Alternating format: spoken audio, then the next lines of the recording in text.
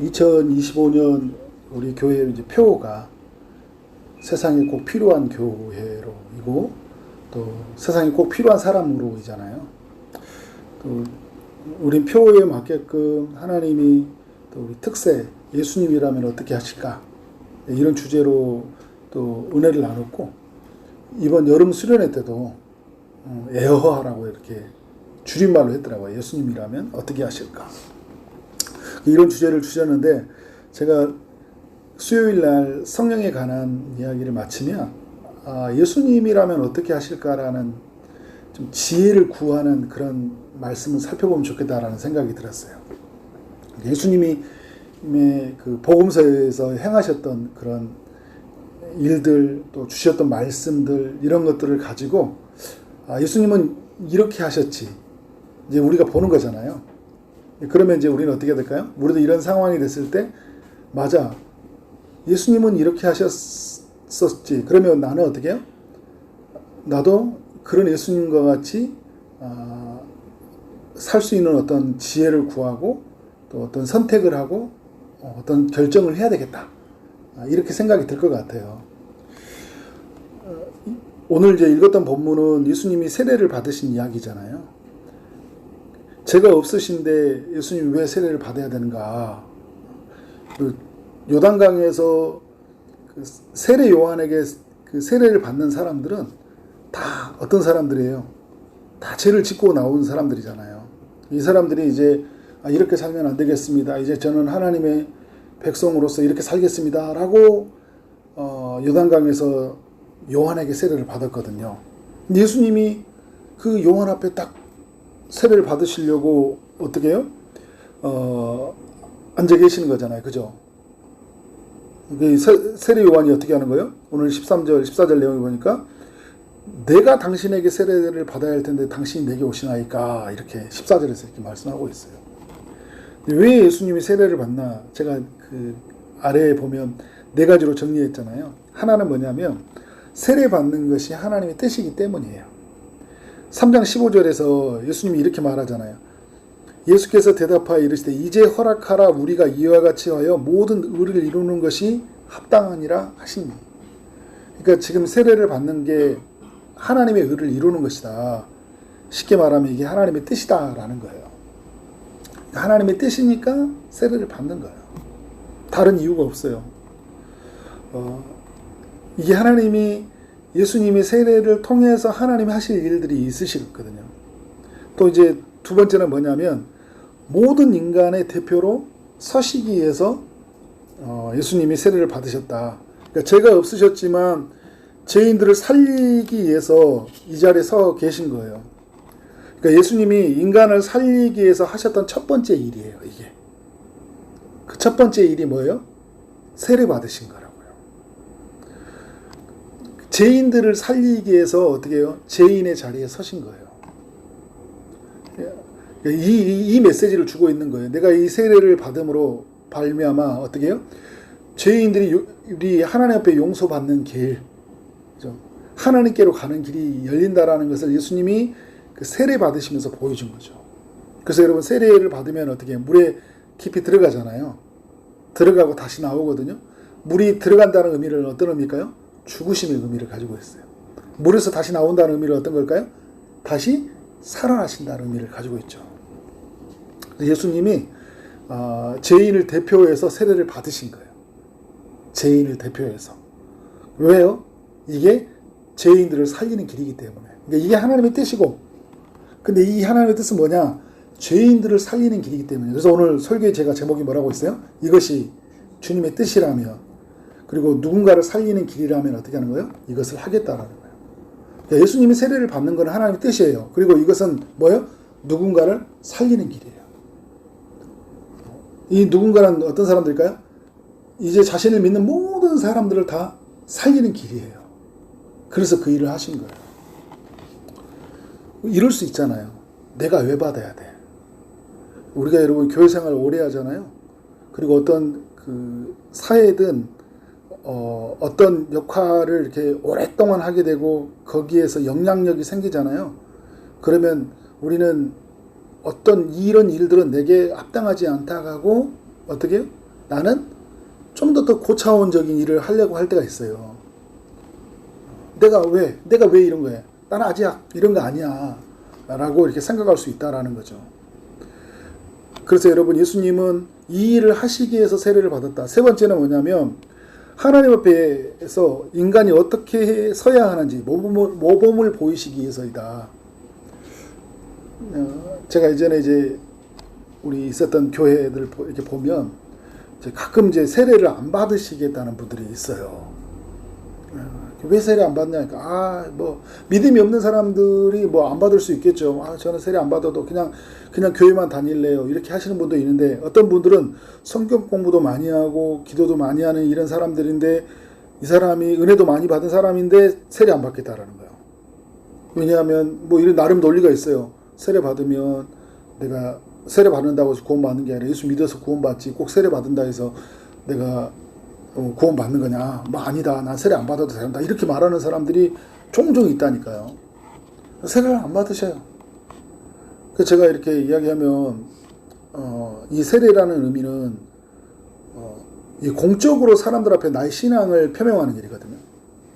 지금은 우리가 좀 그런 의미가 많이 퇴색되어 있는데, 1세기 때로 돌아가 보면 세례 받는다고 할 때 이 사람은 어떤 걸 보여주냐면, 나는 예수 믿는 사람입니다 라고 이렇게 커밍아웃을 하는 거예요. 일명 나는 예수 믿는 사람입니다. 저 사람 유대교 신자 아니었어? 저 사람 우상숭배, 그러니까 다른 뭐 아데미 신전 이런 다니는 사람 아니었어? 막 이렇게 생각할 거 아니에요. 그런데 갑자기 세례 받는다라는 것은 뭐예요? 나는 이제 내가 참되게 믿는 신은 하나님이시고 내가 구원받을 수 있는 것은 예수님밖에 없습니다라고 사람들 앞에 이것을 나한테 표명하는 거예요. 이럴 때 많은 어떤 어려움들이 있죠. 유대교도로부터 어떻게 해요? 출교를 당하고 버림을 받겠죠. 미움을 받아야 돼요. 그런 미움과 그런 박해와 손해와 어려움들을 감수하더라도 나는 이 길을 선택하는 것이 나는 가장 나에게는 옳은 길입니다라고 이렇게 보여주는 거예요. 그러니까 여러분이 세례 받는 건 대단한 용기죠. 내가 예수 믿는 사람이라는 것을 알리는 거니까. 그러면서 여러분 또 하나 이렇게 뭐냐면, 그 세례를 받음으로 말미암아 이제 뭐냐면 공적 질서 안에서 내가 공회원으로서 어떻게 하나님의 백성으로서 선다라는 것을 보여주고, 또 이제 보여주는 게 뭐냐면, 이제 이런 걸 통해서 사람들 앞에서 어떻게 하는 거예요? 이제 예수님이 이제 모범을 보이셨던 게 뭐냐면, 마태복음 28장에서 그 마지막에 제자들에게 주는 명령이 어떤 거였어요? 세상 모든 민족으로 제자를 삼아 아버지와 아들과 성령의 이름으로 세례를 주라 이야기를 했잖아요. 예수님은 세례를 주라고 말씀하시면서 어떤 이야기를 하고 있어요? 내가 세례를 먼저 받으신 거예요. 모범을 보여주신 거잖아요. 누군가에게 뭔가 요구하기 전에 예수님은 자신이 그 일을 하신 거예요. 그러니까 여러분, 우리도 마찬가지예요. 누군가에게 내가 예수 믿는 사람입니다 알려주는 동시에 어떻게 하는 거예요? 내가 그것을 통해서 모범을 보여주는 거예요. 하나님의 백성들은 어떻게 서야 되는지를 알려주는 거잖아요. 그런 면에서 세례를 예수님이 받으셨죠. 우리가 이제 살다 보면서 그런 생각을 갖는 것 같아요. 그러니까 제가 좀 이따 더 나누겠지만, 내가 누군가에게 말해줄 수 있지만요, 내가 그렇게 살기는 되게 어려운 거거든요. 근데 우리가 먼저 내가 살아낼 수 있도록 정말 철저히 하나님 앞에 싸우는 건 너무 중요한 것 같아요. 내가 기도하라고 말했지만 여러분, 내가 기도해야 되잖아요. 내가 전도하라고 말했지만 내가 전도해야 되는 거예요. 그래서 어떻게 우리의 삶에서 뭔가를 영향력을 끼친다는 것은 어떻게 우리가 본을 끼쳐야 된다. 근데 예수님이 이 모습을 우리에게 보여주고 있어요. 본을 보여주셨잖아요. 안 하실 수 있었잖아요. 세례 안 받으실 수 있었잖아요. 그런데 어떻게 세례를 받으신 거예요. 또 하나는 뭐냐면 아주 중요한 의미죠. 공생애가 시작되어졌다는 것을 알려주는 거예요. 예수님이 세례를 이제 받으시니까 어떤 일이 일어납니까? 곧 물에서 올라오실새 하늘이 열리고 하나님의 성령이 비둘기같이 내려 자기 이에 임하심을 보시더니, 성령이 이제 비둘기같이 임했죠. 그리고 하늘에서는 어떻게? 하나님의 음성이 들려왔어요. 이는 내 사랑하는 아들이요 내 기뻐하는 자라. 그래서 이제 이 메시지는 어떤 거냐면 이제 예수님의 공적 생애가 비로소 시작되어졌다. 그러니까 세례 받는 이 이야기는 예수님의 공적 생애를 알리는 거예요. 죄인을 구원하기 위해서 예수님이 이 땅에 이제 어떻게 해요? 나타나셨다라는 거예요. 놀라운 거죠. 또 여러분 이런 모든 의미를 담아서 어떻게 해요? 예수님이 세례를 받으신 거예요. 그러면 이 세례를 받으신 예수님으로 인해서 우리가 갖게 되는 삶의 지혜는 뭐냐? 이제 우리가 예수님이라면 어떻게 하실까? 우리가 큰 질문을 갖고 살아야 되잖아요. 그죠? 오늘 우리 한 해 동안 우리 처지동산교회에 주시는 질문이에요. 예수님이라면 어떻게 하실까? 근데 오늘 이 세례받은 이야기를 한번 가지고 우리의 삶으로 가지고 와보는 거예요. 우리의 삶에서 중요한 지혜는 뭐냐면 기다림이에요. 기다림. 제가 1번도 가로 1번도 그렇고 6번 7번도 기다림이라는 표현을 썼잖아요. 예수님이 이 세례의 공적 생애 이제 사시기 위해서 몇 년을 기다렸어요? 30년을 기다렸다고요. 30년을 기다렸어요. 얼마든지 이 땅에서 하나님의 뜻을 어떻게 드러내고 복음 전파하고 사실 수 있었는데도 불구하고, 불구하고 예수님은 30년을 기다리셨어요. 그러니까 전도도 않고 안 했다 이런 의미가 아니라 하나님의 뜻을 성취하기 위해서 30년을 어떻게 해요? 기다린 거예요.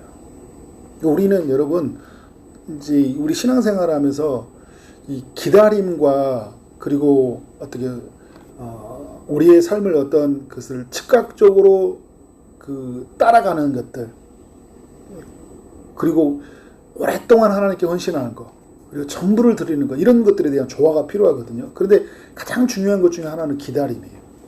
예수 믿는 사람들에게는 이 기다림은 가장 먼저가 돼야 돼요. 기다려야 돼요. 하나님이 어떻게 우리에게 쓰실 때까지, 하나님이 말씀하실 때까지 어떻게 기다려야 돼요. 그러니까 하나님의 뜻을 이루려면 자꾸 기다림에 대한 훈련이 필요하다고요. 때가 될 때까지. 30살이 되어지고, 그리고 세례 요한에게 세례를 받기 전까지 어떻게 해요? 철저하게 내려놓으신 거예요. 기다리신 거죠. 또 이제 하나 우리가 또 배워야 될 게 뭐냐면, 나만 특별하다는 특권의식이에요. 예수님이 얼마든지 어떻게 할 수 있어요? 나는? 내가 왜 세례를 받아? 세례는 죄 많은 인간들이 받아야 되지. 그러실 수 있잖아요. 그런데 어떻게 했습니까, 여러분? 그런 생각을 내려놓으신 거예요. 특권의식. 우리가 여러분 살아가다 보면 제가 아까도 말했던 것처럼 경험이 쌓이고 어떤 지위가 올라가잖아요. 그러면 내가 이거 해야 됩니까? 이런다니까요. 아직도 내가 이걸 해야 됩니까?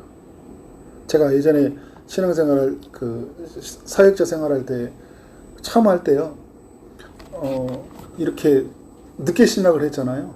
늦게 신학을 했는데 이렇게 막 일을 저한테 이렇게 막 시키는데 이렇게 되게 힘든 일을 시키는 거예요.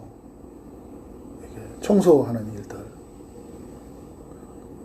그날도 토요일 날도 이렇게 와가지고 계속 제가 다 정리하고 청소하는 거예요. 근데 교회도 크고 직원도 많은데 그냥 다 정리하고 우리 교육 전도사들이 다 가서 다 정리하고 다 했거든요. 그럼 어떤 데 보면 막 뒤에 비품들 막 이렇게 이런 것들 있죠. 그것들 다 들고 막 밖으로 다녀야 돼요. 그래서 고물상에 가서 팔기도 하고. 내가 지금 이런 것까지 해야 되나 막 이런 생각이 들었어요. 그런데 여러분, 하나님이 주시는 마음이 이제 어떻게 해요? 이걸 못할 이유가 전혀 없는 거잖아요. 못할 이유가 전혀 없는 거예요. 왜 내가 해야 되지? 우리 이러잖아요. 이것까지 내가 해야 돼? 언제까지 해야 돼? 이런 생각이 있잖아요. 이게 뿌리 깊은 우리의 삶의 특권의식이에요. 내가 하지 않아야 된다라는 거예요. 그래서 여러분, 이거는 허드렛 일을 하는 것들 우리 흔히 하는 말로 아랫 것들, 막 이렇게 생각해 버린단 말이에요. 우리가 이 살아갈 때 사람들과의 높낮이 차이를 두고 경험으로, 나이로, 인생으로, 신앙의 경륜으로 눌러버려요. 그건 네가 해. 나도 교회 다닐 때 참 다 그렇게 했어. 그렇게 말하는 그 자체가 굉장히 특권의식이 있는 거예요. 나도 교회 다닐 때 그런 거 다 했어. 그렇게 하면서 배우는 거예요. 예수님이 여러분 그렇게 가르친 적이 한 번이 없어요. 그죠? 당연히 내가 하는 거예요. 그죠? 그러니까 나만 특별하다라는 것들 있죠. 나는 좀 교회 다녔으니까, 훈련 받았으니까 나는 이 일 안 해도 돼. 근데 하나님이 제가 그런 표현을 쓰잖아요. 제가 그 교회마다요. 교회마다 저를 쓰는 은사가 다르더라고요. 그리고 그때마다, 그리고 어떤 상황마다 달라요. 그래서 이건 저는 제가 자주 느껴요. 어떤 때는 어떤 장소에 가면 제가 그 일을 다 해야 돼요.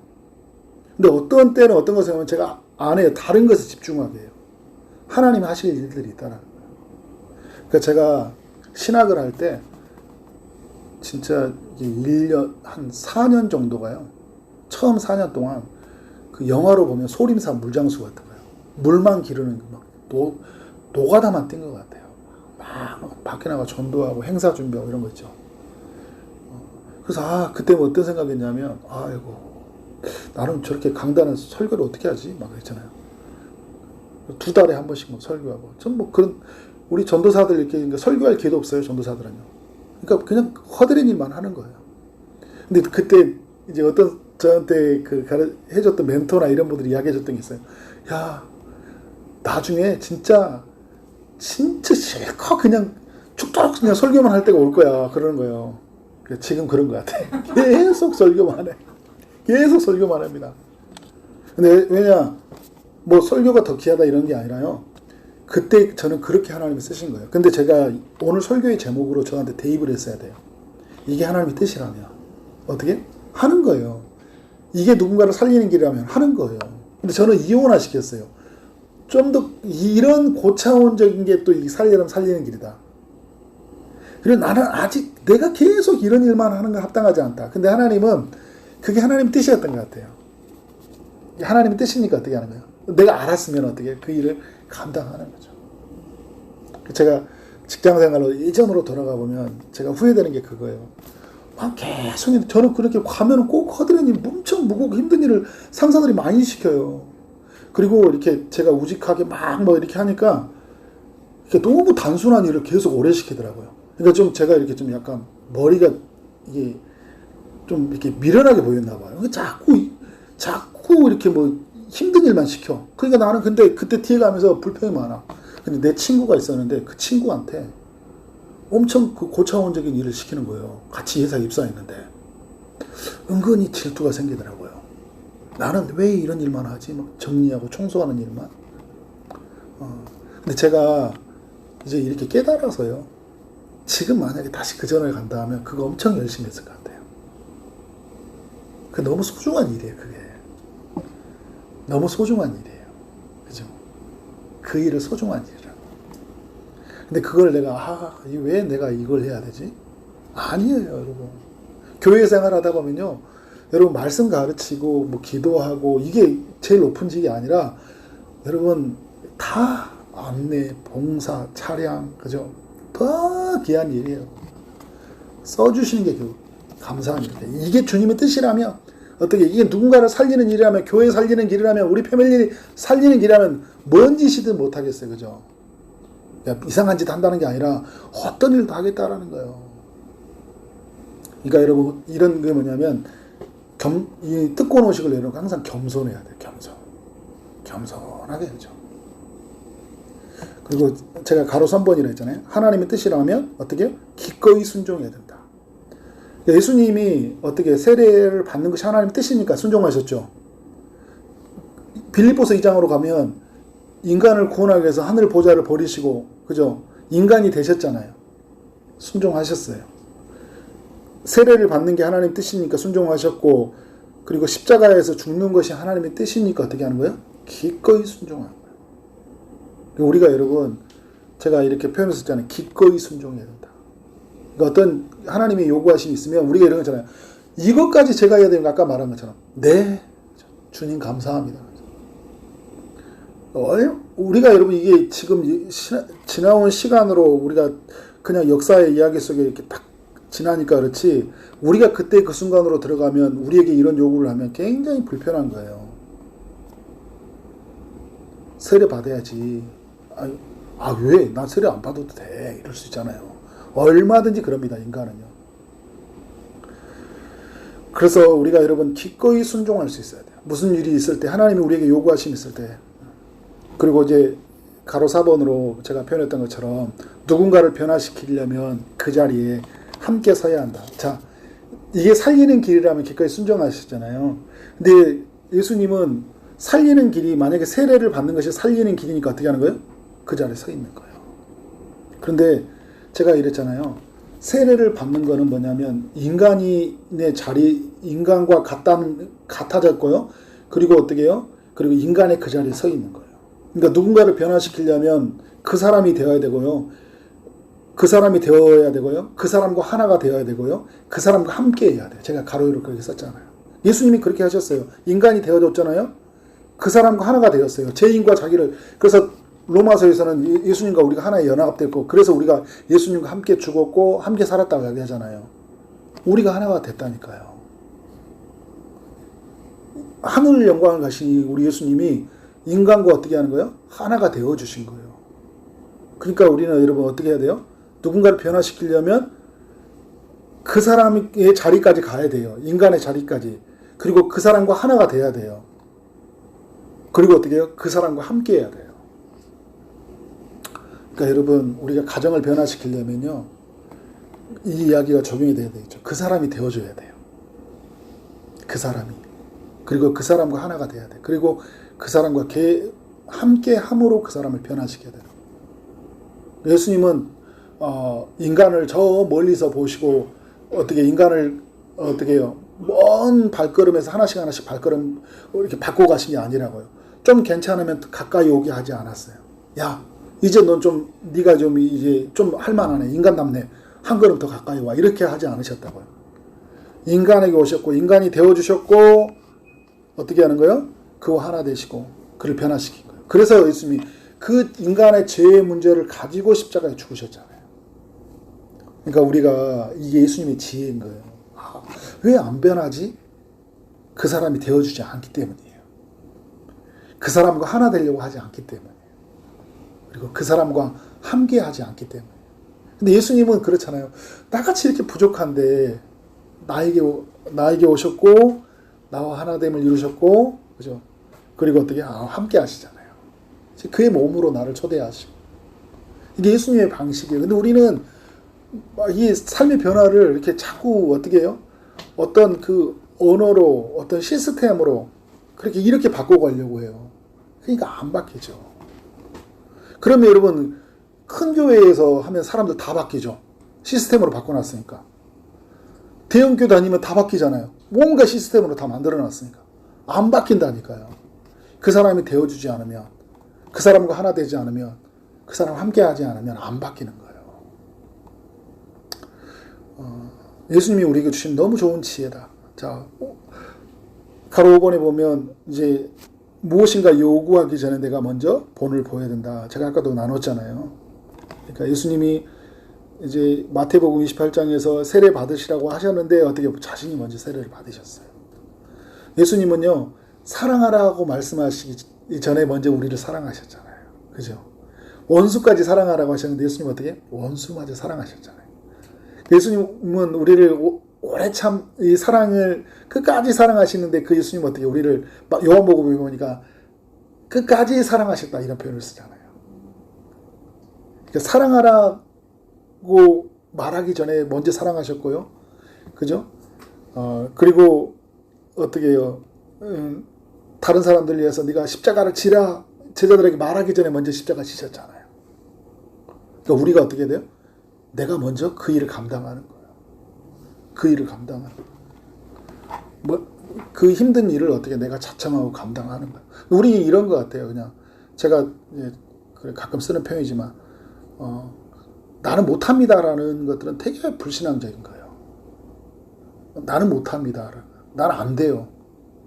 근데 그렇게 접근한 게 아니라 하나님이 내게 힘을 주신다면 그 일을 감당할 수 있습니다라는 거예요. 여기서부터 이렇게 시작을 해야 돼요. 근데 자꾸 내가 이렇게 뭔가를 이렇게 바운더를 이렇게 만들어 놓고 내가 할 수 있는 것만 자꾸 신앙생활을 하려고 하면 안 돼요. 마음을 활짝 열어야 돼요. 이게 뭐냐면 하나님이 내게 요구하시는 것으로 내가 완전히 맞추어져 가야 돼요. 주파수를 그렇게. 그리고 나를 내 힘을 빼야 돼요. 그리고 그분에게 내어드려야 돼요. 그래서 어떻게 그분이 만들어 가신 것을 우리가 살아가야 되겠죠. 그래서 우리가 이제 이런 게 힘이 뭐냐면 그래 여러분 이렇게 살아가는 라이프 스타일 이렇게 살아가는 하나님 앞에서 삶이 누군가에게 보여줬을 때 그것은 어마어마한 본이 되는 거예요. 아 저분은 할 수 없는데도 하나님 앞에 저렇게 저런 상황에서 저렇게 서네? 그죠? 저렇게 순종하네? 근데 그분이 우리에게 어떤 순종을 이야기하고 어떤 이야기를 했을 때 그게 어떻게 어마어마하게 영향력을 발휘하는 거죠. 아, 이렇게 해서. 우리의 삶에 이렇게 뭔가 그런 어떤 하나님 나라의 중심으로 좀 그렇게 세계관이 바뀌어져야 돼요. 이게 바뀌어져야 돼요. 자, 이제 6번의 이야기는 성령이 이제 임하실 때까지 기다려야 하는데 제가 1번도 그렇고 기다림이라는 표현을 썼잖아요. 자, 예수님이 세례를 받으니까 그때 어떤 일이 일어났어요? 비로소 하늘이 열리고 하나님의 성령이 비둘기 같이 예수님이 내렸잖아요. 3장 16절에서. 성령이 임하셨다고. 그래서 비로소 이제 어떻게 공생의 공적 생애가 시작이 되어진 거예요. 예수님은요, 철저하게 그래서 하나님의 뜻에 그리고 성령의 이끌림을 받고 사역을 해요. 자기 뜻이 없어요. 뭐만 있어요? 하나님의 뜻이냐 이런 거예요. 그러니까 여러분 우리 삶은 이런 거예요. 이게 하나님의 뜻이야? 그 뜻이 이해가 안 되면 이해가 될 때까지 기다려요. 그리고 여러분 우리 뭐예요? 성령에 이끌려서 성령이 부어주셨잖아요. 그리고 그 다음부터 예수님의 공적 생애가 시작됐다고. 기다려야 돼. 예수님의 제자들이 성령이 임할 때까지 오순절 다락방에서 기다렸잖아요. 그죠?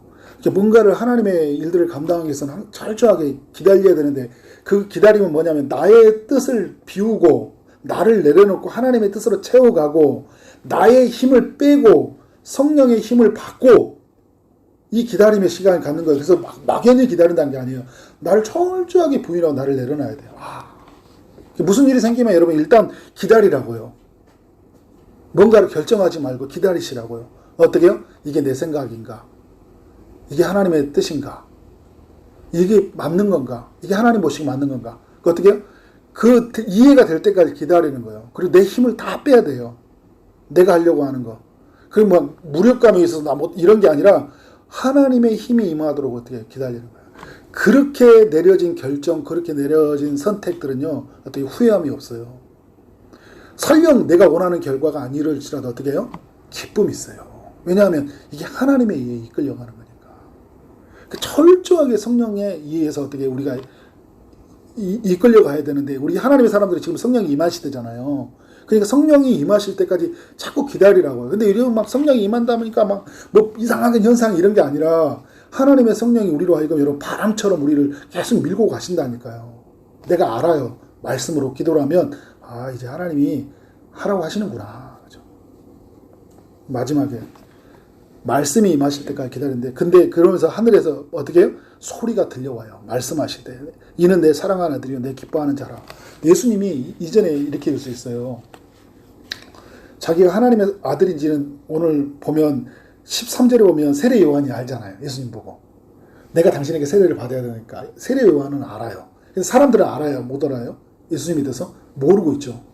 근데 예수님은 이럴 수 있잖아요. 세례 받으러 가면서 은근히 나 하나님의 아들이야 이렇게 뭔가 이렇게 드러내고 싶을 수 있잖아요. 좀 알아줘야 될 텐데 있거든요. 우리도 여러분 가끔 가다가 이럴 수 있어요. 그럼 나도 좀 하는데 좀 알아줬으면 좋겠다 이럴 수 있다는 거죠. 근데 여러분 예수님은 스스로를 증명하지 않아요. 자기 자신을, 존재를. 그리고 공적 생애도요. 공적 생애도 자기 생각을 비워요. 언제까지? 성령이 임할 때까지. 내려놨죠. 그리고 자기를 증명하려고 메시아라는 걸 증명하지 않아요. 그런데 여러분 어떤 일이 일어났어요? 자기를 완전히 내려놓으니까 소리가 들리죠. 어떤 소리?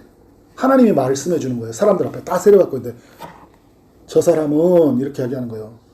내 사랑하는 아들이야. 내 기뻐하는 자야. 누가 증명해 주고 있어요? 하나님이. 그러니까 여러분 누가 나 막 무시하잖아요. 꼬라 막 무시하고 근데 여러분 이럴 때 있잖아요. 내가 누군데 막 나를 좀 드러내고 싶잖아요. 나 무시하니까. 근데 여러분 어떻게 해요?